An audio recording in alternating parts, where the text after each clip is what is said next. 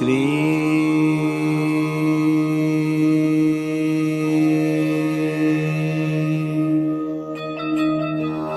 बाबा स्वामी नमो नमः।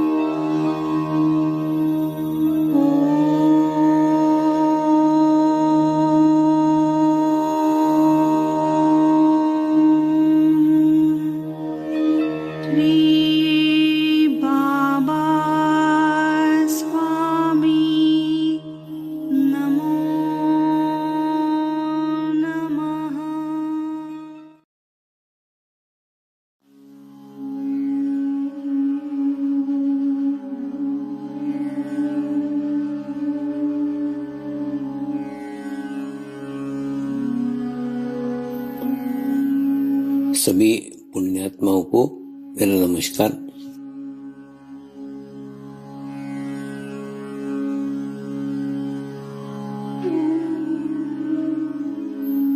गुरुर्ब्रह्मा गुरुर्विष्णु गुरुर्देवो महेश्वरा गुरु साक्षात् परब्रह्म तस्मै श्री गुरुवे नमः।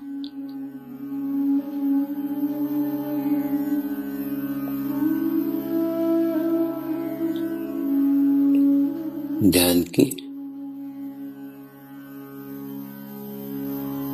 उस स्थिति में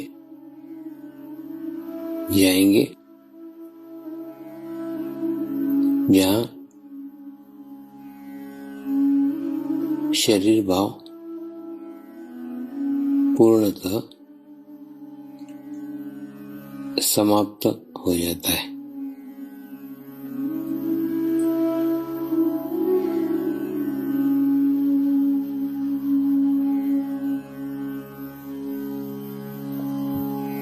अपने पूरे शरीर को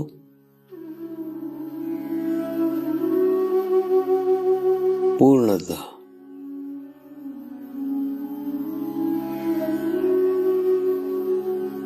शिथिल छोड़ देंगे,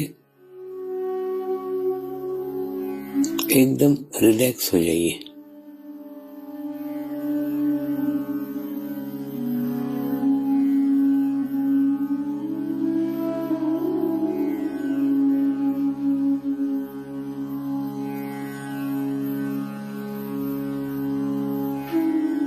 मेरे साथ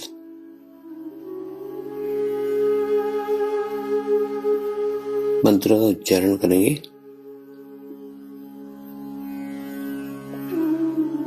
मैं एक पवित्र आत्मा हूँ।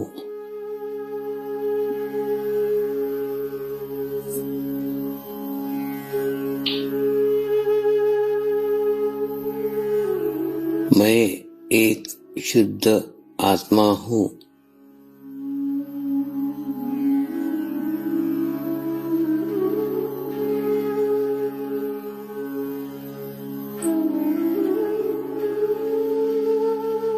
मैं एक पवित्र आत्मा हूँ।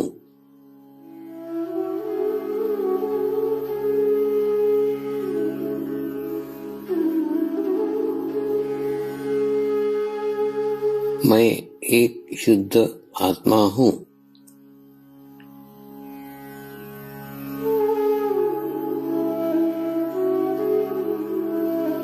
मैं एक पवित्र आत्मा हूँ।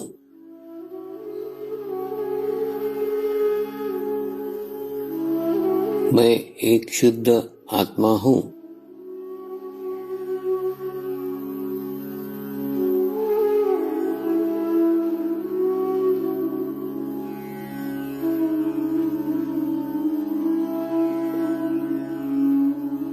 अब इसी आत्मा भाव को बनाए रखते हुए गुरु मंत्र का उच्चारण करेंगे।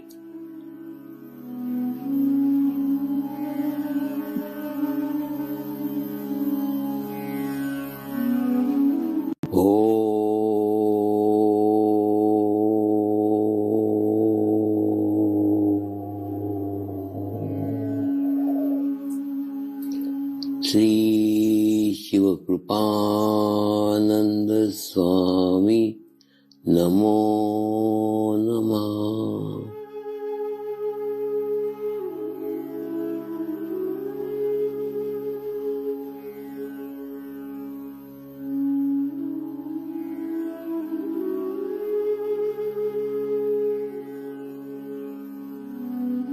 ओम श्री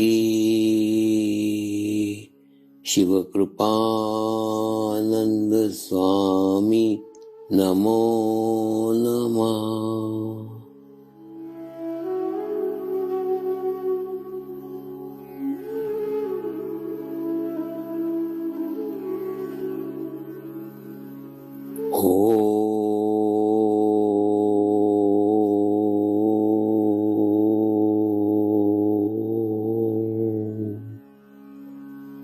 श्री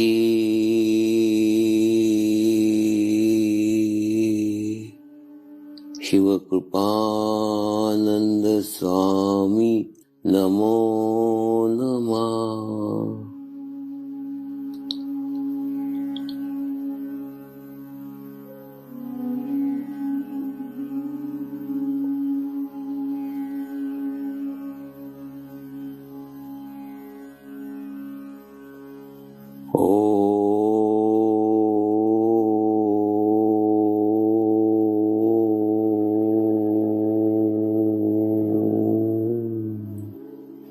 श्री शिव कृपानंद स्वामी नमो नमः।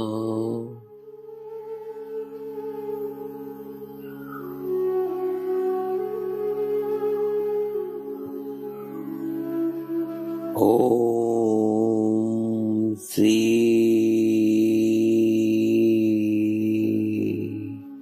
शिव कृपानंद स्वामी नमो नमः। ओम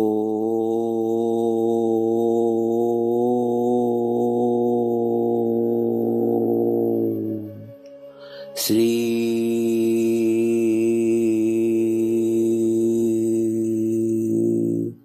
शिव कृपानंद स्वामी नमो नमः।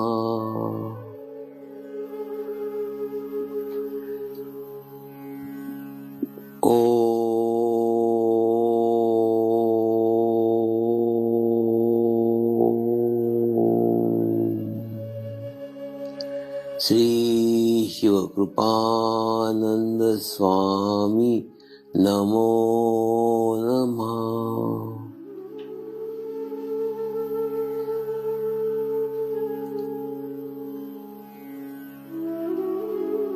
ओम श्री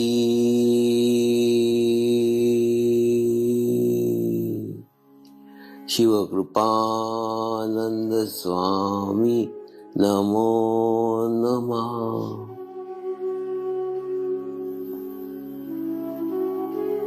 ओम श्री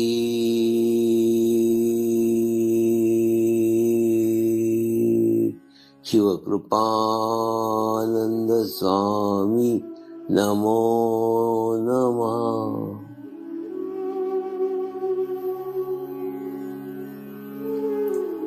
अब आप अपना चित्त सहस्त्रार पे रख के थोड़ी देर के लिए ध्यान में जाएंगे।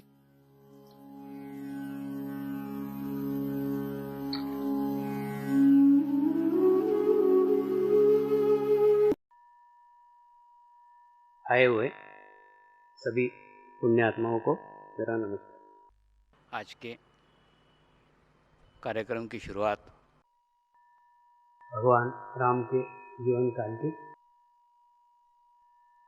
एक बोध कथा से करने जा रहे हैं। समुद्र किनारे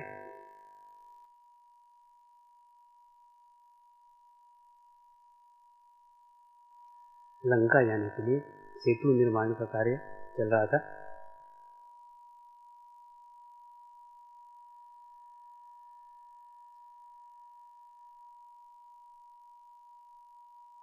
भगवान राम एक पत्थर के ऊपर बैठे हुए थे।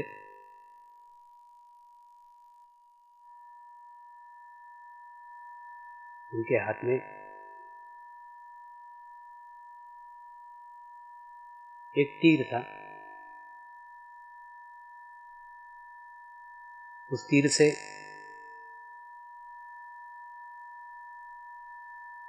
बैठे बैठे ही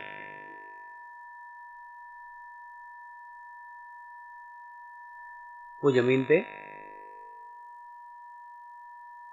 कुरेद रहे थे।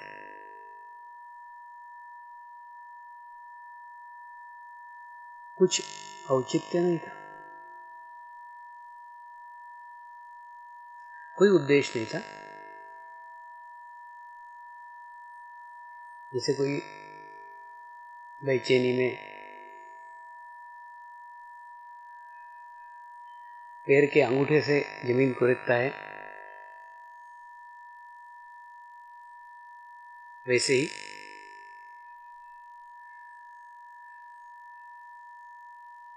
वो तीर से जमीन को कुरेद रहे थे।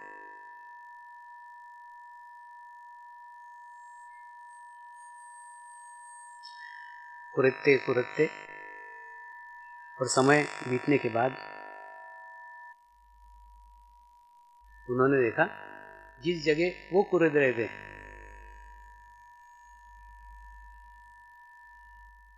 उस जगह से खून निकलना शुरू हो गया।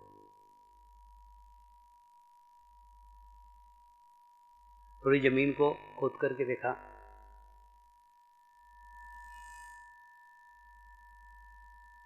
तो उस जमीन में एक मेंढक दबा हुआ था।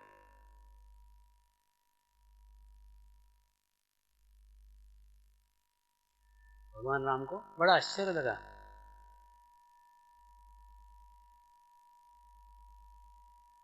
उन्होंने उसको कहा, जब मेरा तीर तुझे चुभ रहा था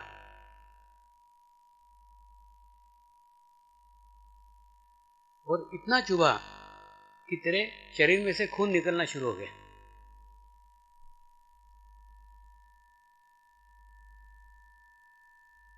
तो इतना सहन करने की क्या आवश्यकता थी? शिकायत करता, आवाज करता, संकेत देता कि मैं दब रहा हूं, आपका तीर मुझे चुभ रहा है, पीड़ा हो रही है, दर्द हो रहा है।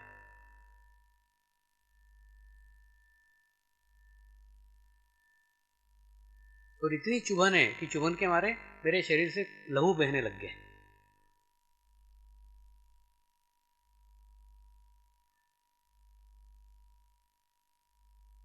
कुछ तो बोलना था, कुछ तो कहना था। मुझे क्या मालूम, मैं तो ऐसे ही खोद रहा था। तेरे से अनजाने में ये गलती हो गई और तू जख्मी हो गया।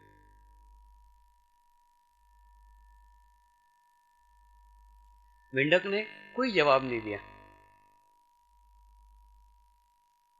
उसने कहा, अरे बाबा बोल तो सही, क्या हुआ, नाराज है क्या?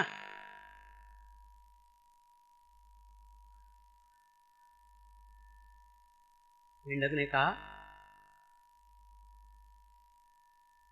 परमात्मा आपने मुझे जीवन में बहुत दिया है, तो मैं बूढ़ा हो गया हूं, तो अगर मृत्यु भी आपके हाथ से मिले, इससे बड़ा सौभाग्य क्या हो सकता है? इसलिए चुप।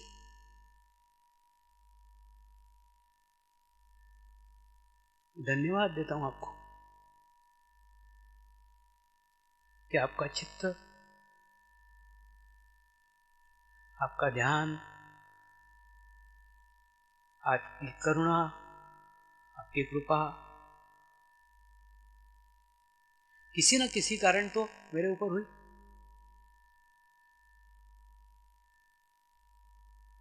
मैं एक वृद्ध मेंढक हूं।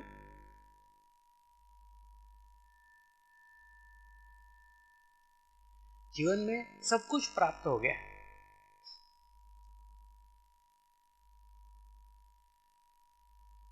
जीवन के सब सुख उपभोग कर लिए।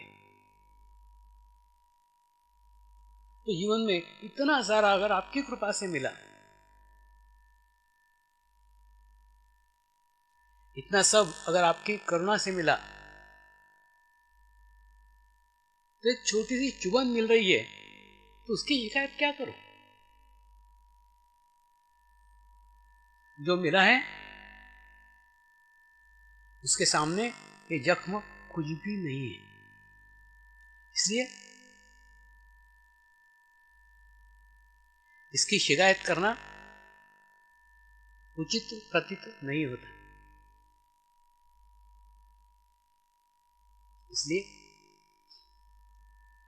मैं कोई शिकायत नहीं कर रहा था, शांत चित्त के आपका सानिध्य अनुभव कर रहा था, आपके सानिध्य की अनुभूति प्राप्त कर रहा था।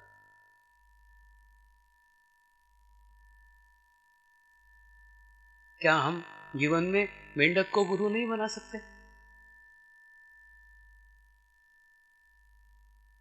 परमेश्वर ने हमको भी जीवन में बहुत कुछ दिया है,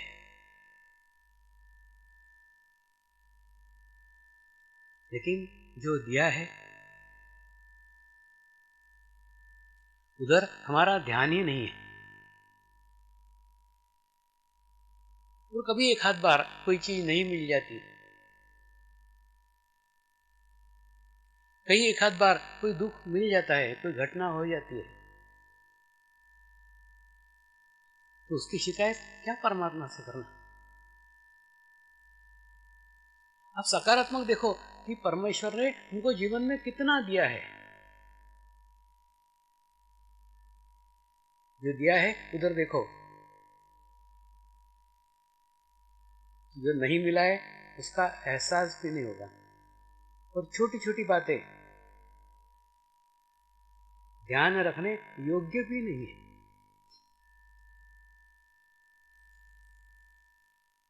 इसलिए जीवन में जो प्राप्त हो रहा है, जीवन में जो मिल रहा है, आप उसको देखो तो आपके अंदर एक सकारात्मकता भर जाएगी। जीवन में क्या मिलना चाहिए, जीवन में क्या नहीं मिला है, इसकी अगर शिकायत हम परमेश्वर से करेंगे, हम परमात्मा से करेंगे,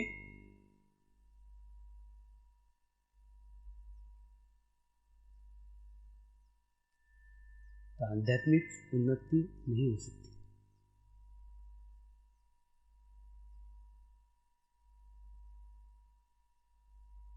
मैं ये कहने ही कहता कि आप कोई चीज गलत दिख रही है तो उसको नजरअंदाज कर दो।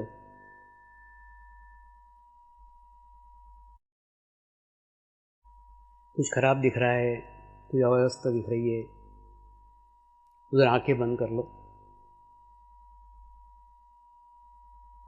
मेरा कहने का ये उद्देश्य नहीं है।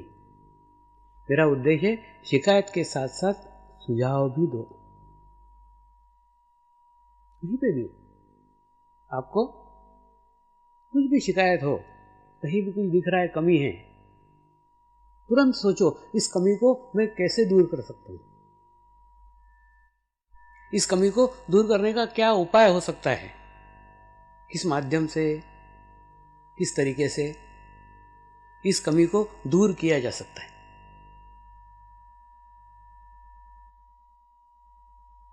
मैं अभी की कुछ बात नहीं कर रहा हूं, सर्वसाधारण बात है। जब भी कभी आश्रम में आओ, कुछ कमी देखो, कुछ अव्यवस्था देखो, उसको नोट करो और नोट करने के बाद में सोचो कि इस कमी को हम कैसे दूर कर सकते हैं, इसको अव्यवस्था को किस तरीके से सुधारा जा सकता है, कैसे ठीक किया जा सकता है। यानी अपनी शिकायत को सुझाव में तब्दील कर दो, सकारात्मक कर दो उसको। तो भाव अव्यवस्था देख करके, गलत देख करके हमारे भीतर उठा, उसको सकारात्मक रूप में मोड़ दो।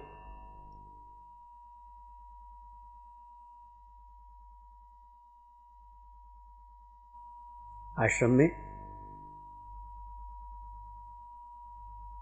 दिन प्रतिदिन आने वालों की संख्या बहुत तेजी से बढ़ रही है, लेकिन कार्य करने वालों की संख्या नहीं बढ़ रही। कार्यकर्ताओं की बहुत कमी है। वही 4-6 लोग पहले करते थे, वही 4-6 लोग अभी करते।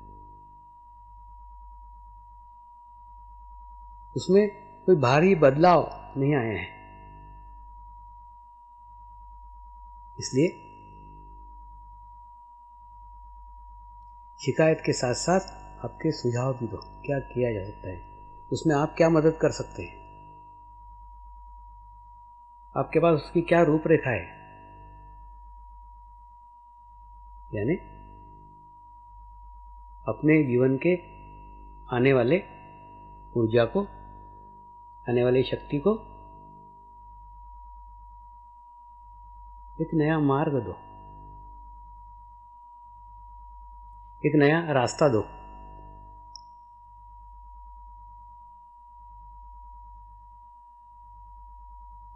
किसी भी कीमत के ऊपर।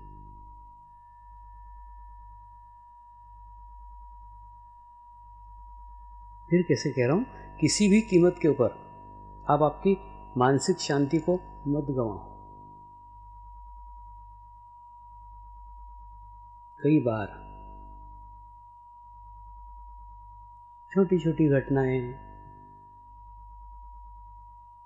छोटे छोटे विवाद,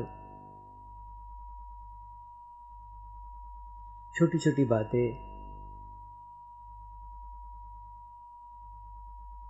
हमारी शांति को भंग करती है। ये ठीक बात नहीं है। आप आपकी मानसिक शांति को बनाए रखो।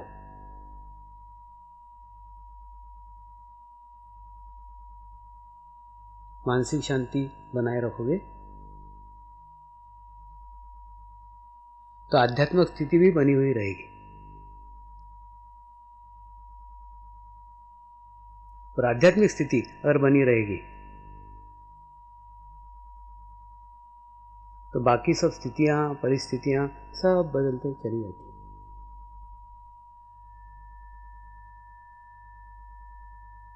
तो मानसिक स्थिति बहुत महत्वपूर्ण है।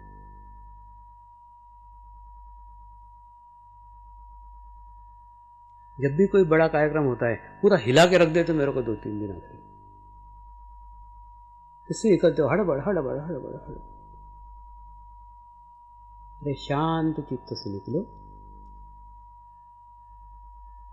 शांत चित्त से चलो। घर से निकलने में जल्दी करो ना, रास्ते पे जल्दी क्यों करते हो? रास्ता जल्दी के लिए नहीं है, रास्ता रास्ता है। क्या हो सकता था, क्या नहीं हुआ, वो सब छोड़ दो।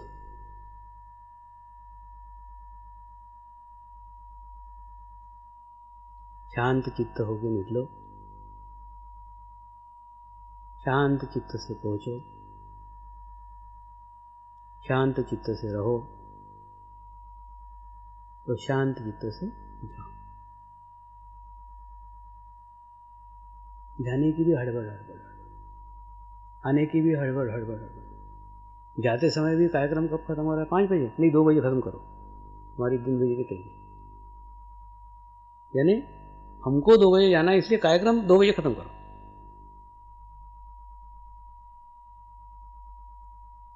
ये काय को हड़बड़? एखादा स्थान तो ऐसा रखो, एखादी जगह तो ऐसी रखो जहां आप शांत चित्त से रहोगे, शांति बनाए रखोगे। क्योंकि आपका मन अशांत होता है, आपका शरीर अशांत होता है, शरीर अशांत होता है, चित्त अशांत होता है, फिर हम कहाँ पे हैं, किसके सानिध्य में हैं, किस स्थान के ऊपर है, यहाँ आने का उद्देश्य क्या है, हम क्या ग्रहण कर रहे हैं, क्या ग्रहण नहीं कर पा रहे हैं। ये बहुत सारी बातें महत्व रखती हैं।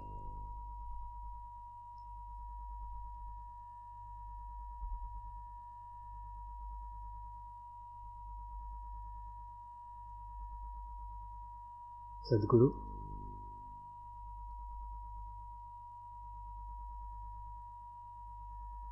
एक हाईवे जैसा है।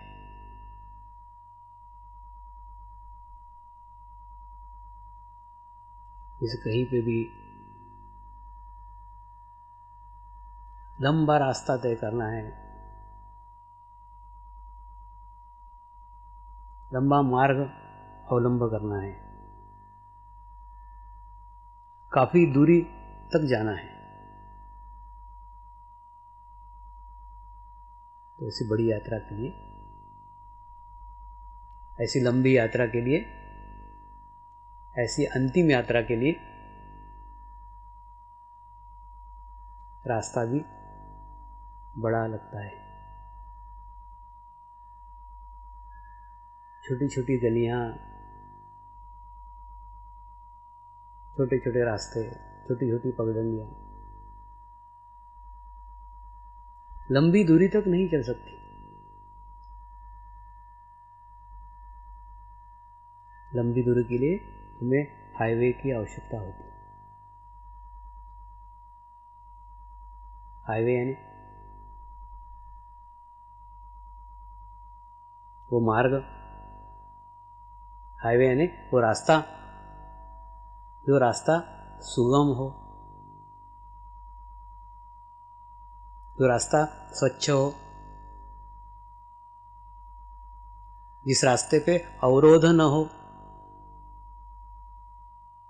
जिस रास्ते पे हम हमारी गाड़ी को तेजी से चला सकें।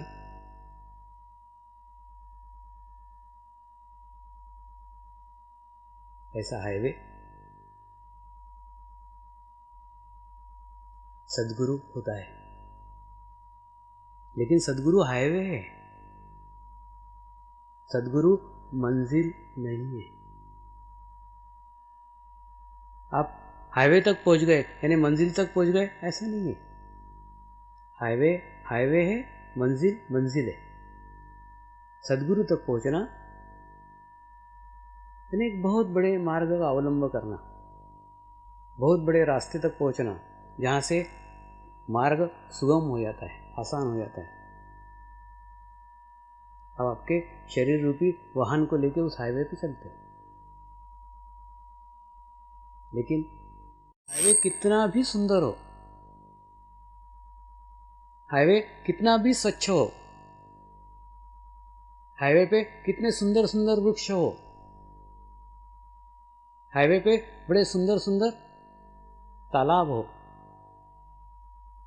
प्राकृतिक सौंदर्य हो, प्राकृतिक छटा हो, कितना भी हो, लेकिन हमें सदैव याद रखने का है कि इस हाईवे से हमें आगे जाना है। हाईवे का प्राकृतिक सौंदर्य, हाईवे के बड़े बड़े वृक्ष, इस हाईवे की सुंदरता, ये देखते हुए वहां बैठने का नहीं है, आगे चलने का है, उस हाईवे को अवलंब करने का है। आप क्या करते हो? हाईवे पे ज़्यादा सुंदर झाड़ दिखा, बैठ गए वहीं, हाईवे पे एक आधा अच्छा तालाब दिखा, बैठ गए वहीं। कहीं हाईवे पे साफ सुथरी जगह दिखी, बैठ गए वहीं। ऐसे बार बार बैठोगे, जगह जगह बैठोगे,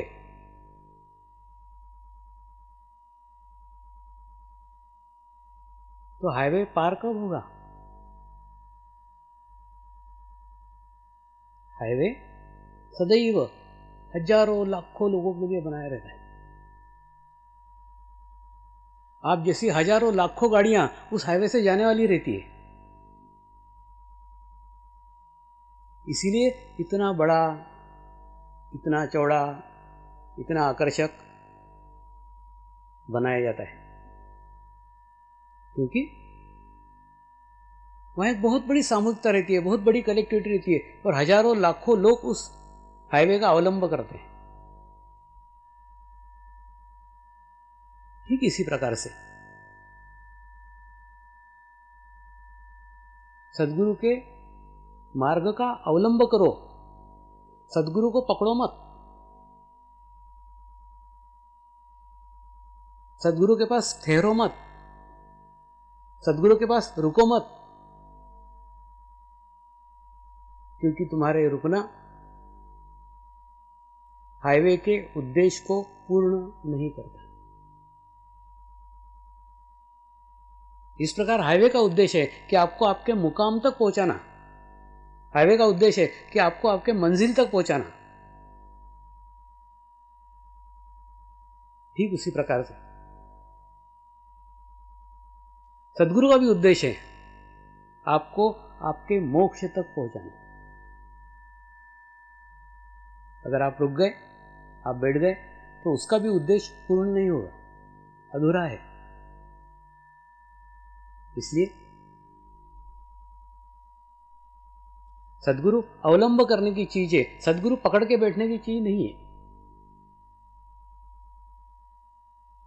उस हाईवे के ऊपर बैठ करके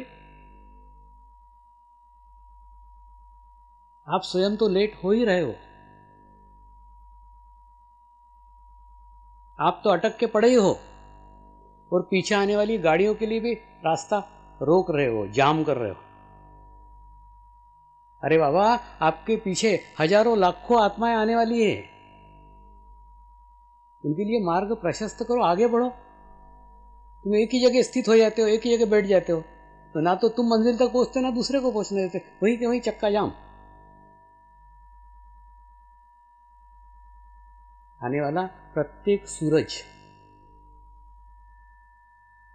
आने वाला प्रत्येक दिन आप थोड़े थोड़े थोड़े आगे जाना ही चाहिए। हो सकता है किसी के गाड़ी की गति कम हो, किसी की गाड़ी की गति ज़्यादा हो, किसी की गाड़ी अच्छी हो, किसी की गाड़ी खराब हो, ठीक है, लेकिन गति तो होनी चाहिए ना। हाईवे पे से थोड़ा ना थोड़ा आगे तो बढ़ो। तो गुरु को भी पकड़ करके मत बैठो। जिसे हाईवे के दृश्य का मोह होता है ना, उसी प्रकार से ये सदगुरु के भी शरीर की माया है, वो भी पकड़ के रखती है, जाने नहीं देती आगे, लेकिन उससे भी आगे जाने का है। तो बाद में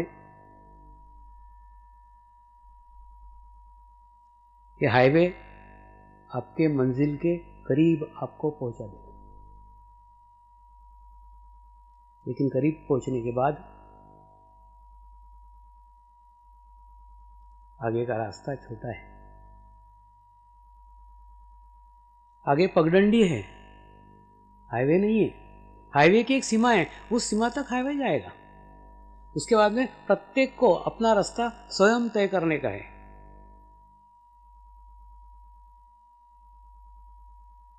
अभी तो आप उस पगडंडी तक ही नहीं पहुंचे, अभी से बैठ गए। सदगुरु मोक्ष का रास्ता दिखा सकता है, मोक्ष दिला नहीं सकता। मोक्ष अपना अपने को ही प्राप्त करना पड़ता है। तो आगे बढ़ो, रुको मत।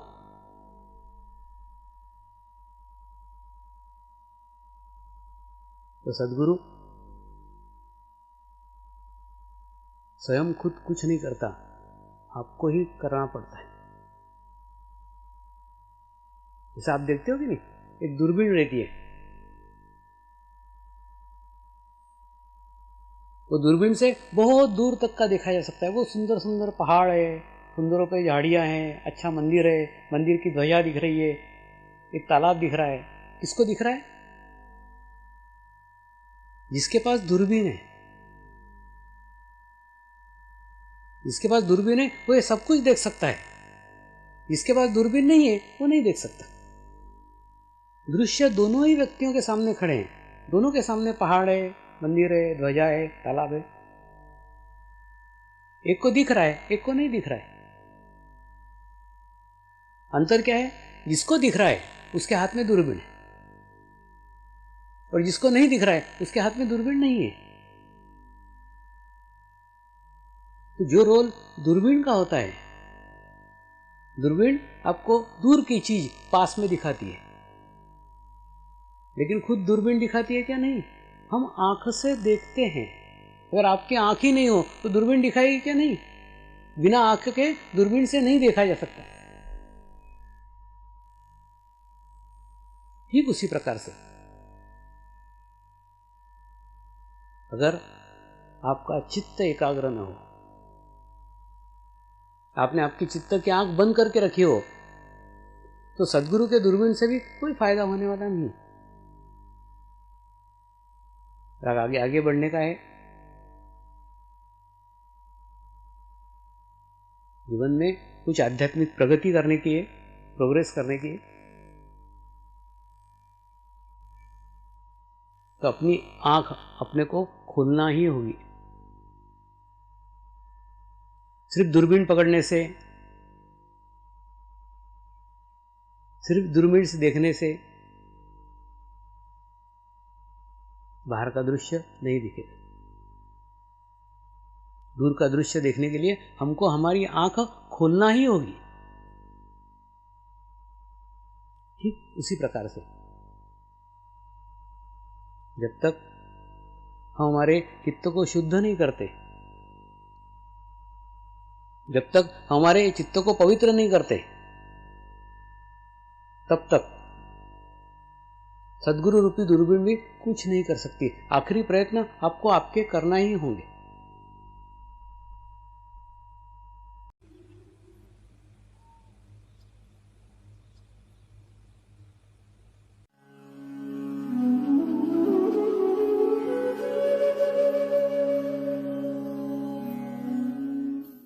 अब हम प्रार्थना करेंगे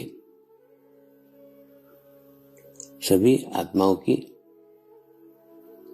आत्म उन्नति हो, आध्यात्मिक प्रगति हो। यही हमारी प्रभु से प्रार्थना है। नमस्कार। जय आत्मेश्वर।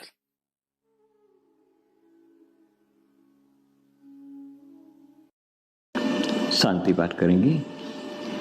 ओम द्यो शांति अंतरिक्षगम शांति पृथ्वी शांति रापः शांतिरौषधयः